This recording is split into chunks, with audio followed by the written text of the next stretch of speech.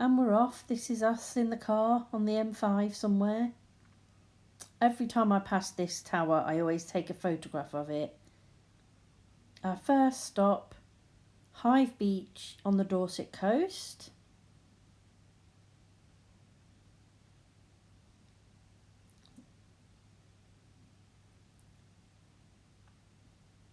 The dangerous cliffs that collapse. Beware.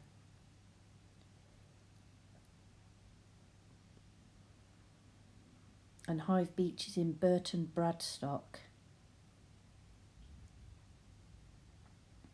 Didn't want to get too close to the falling cliffs. Pete got into that one.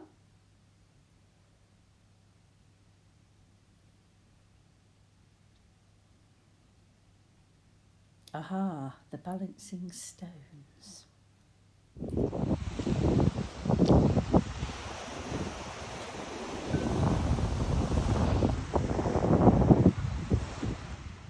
The finished article, and look at that tiny pebble that's balancing them all together. The Blue Lagoon on Chisel Beach. So you have Chisel Beach one side and the lagoon the other. Stunning! Placed to herself as no one is around.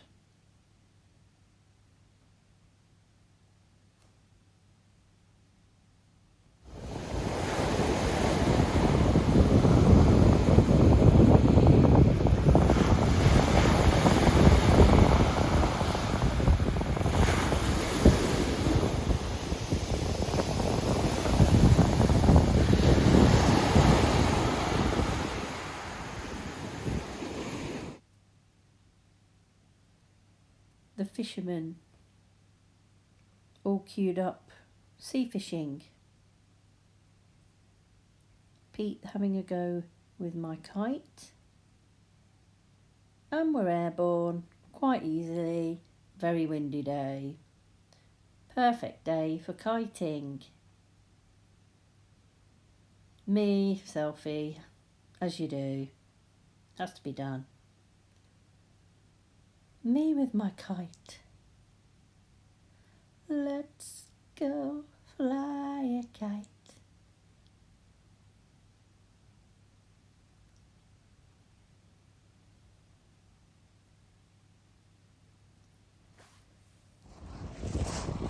Let's go fly a kite. Yeah.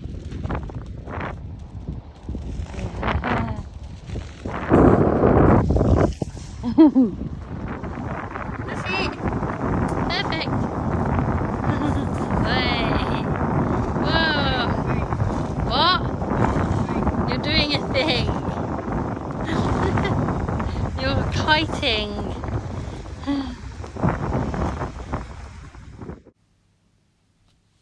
A sign for the coastal path, the Swannery. We parked up. And I jumped out the car and took these photos of this stunning lake. We were trying to find a way up to these ruins or abbey or whatever it was, couldn't find anywhere. And now we are in Weymouth. Weymouth Noddy train.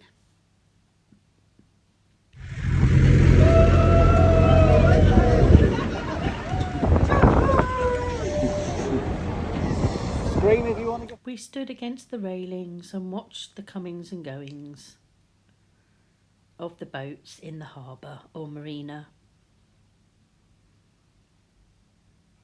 Looking up at the bridge, and this was the view from the bridge towards the sea, and this was the view from the bridge inland. And we're off again, and this is Weymouth's beachfront. And here shortly you will see a Chinook, and you'll hear us discuss whether it was or not. Helicopter. That's a big one. Not Chinook, is it? There it is. It does get near. No, it's not a Chinook.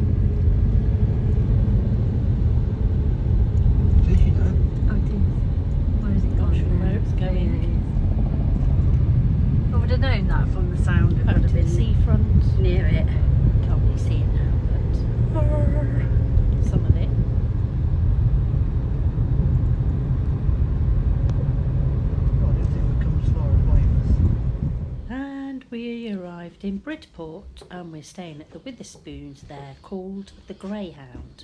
This is a look round our room that we had for one night here.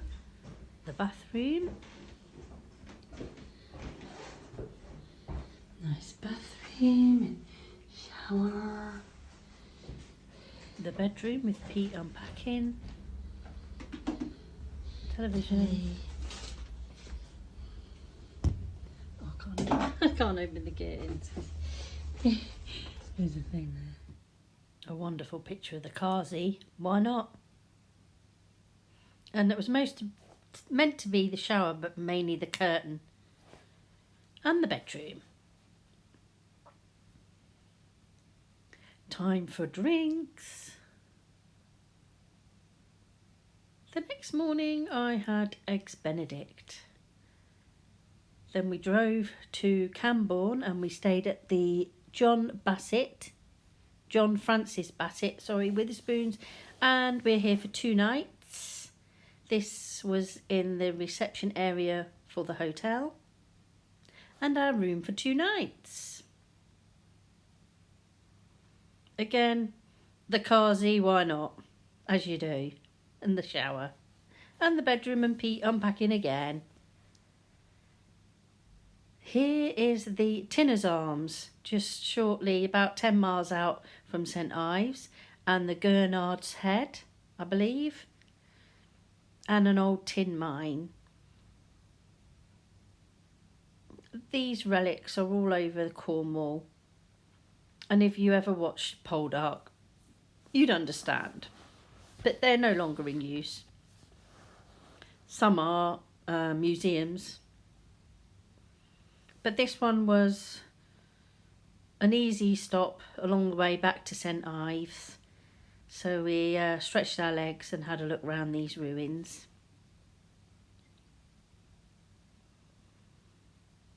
And enjoyed taking some photographs as well.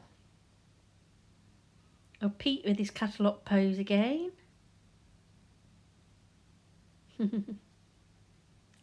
I couldn't climb up there. And that was Carn Galva.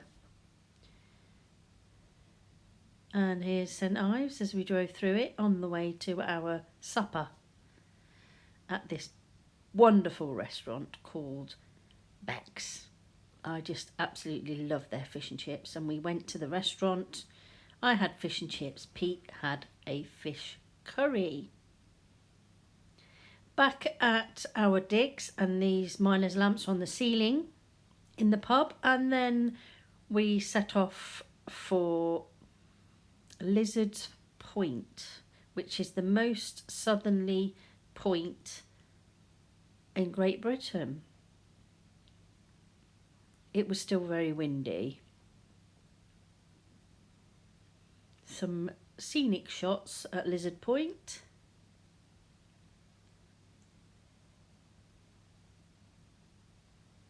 Time for a few selfies, as you do, why not?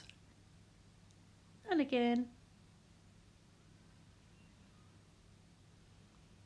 Oh, and again.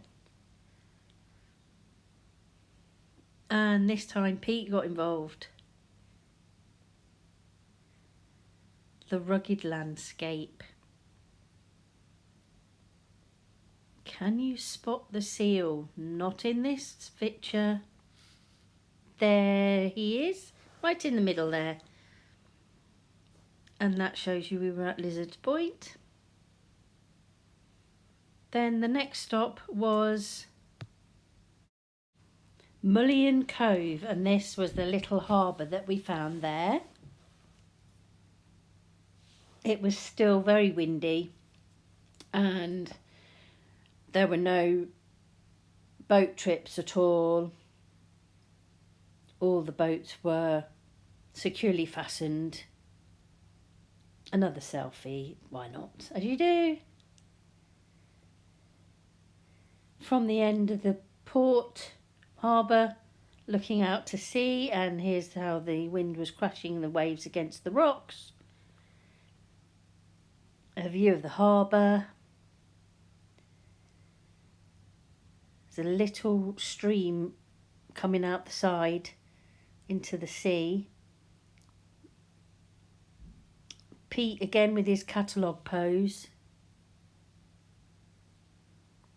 And me again, having a selfie. And another. The boat securely fastened in the harbour. The next stop along was the chocolate factory. Num num num. I purchased some chocolate covered Brazil nuts. Our next stop was Porthleven. This was the harbour, inside the harbour walls. We did walk along to the church there on the left.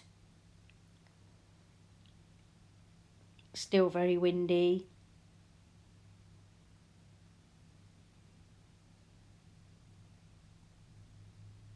The view back, looking back into the harbour, and the new roof on the left there as the storms took it out. And here are some small waves crashing against the end of the pier.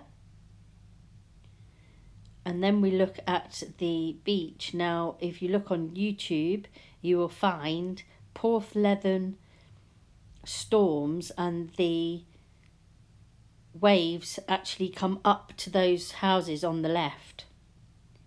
And the waves have actually gone over the top of this church steeple. Frightening. Back in the harbour. Yes, there are ladies there swimming in the sea. Mad. Time for a pasty. When in Cornwall. Pete enjoyed his steak pasty, whilst I had a chicken pasty. Yum yum. We had to watch out for sea. Our next stop along was Praa Sands. That's Praasands, a surfer's paradise. The beach or the sea had made some dirty froth in the winds, and here's Pete doing his pirate impression. Ooh-ah! Lots of surfers on this beach. It was a great find.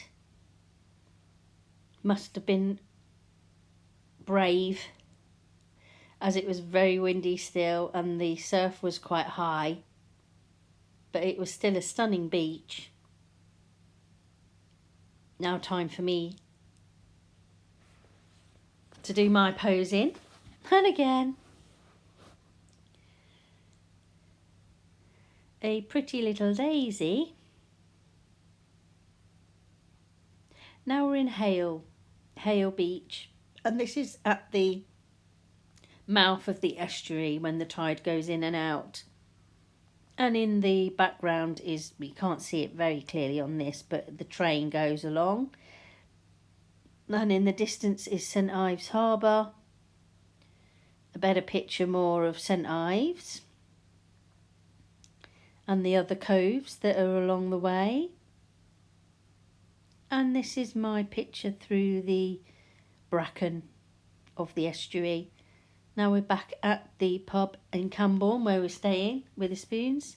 John Francis Bassett. The miner's lamps on the ceiling. And the spades that are as door handles on the way in and out.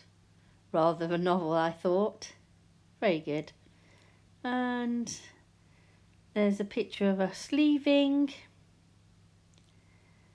Goodbye Witherspoons and hotel.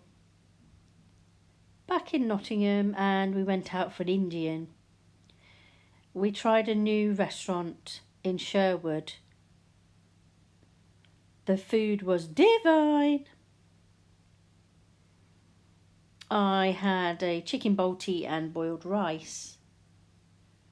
And we got a chocolate at the end. Tipu Sultan was the name of the restaurant.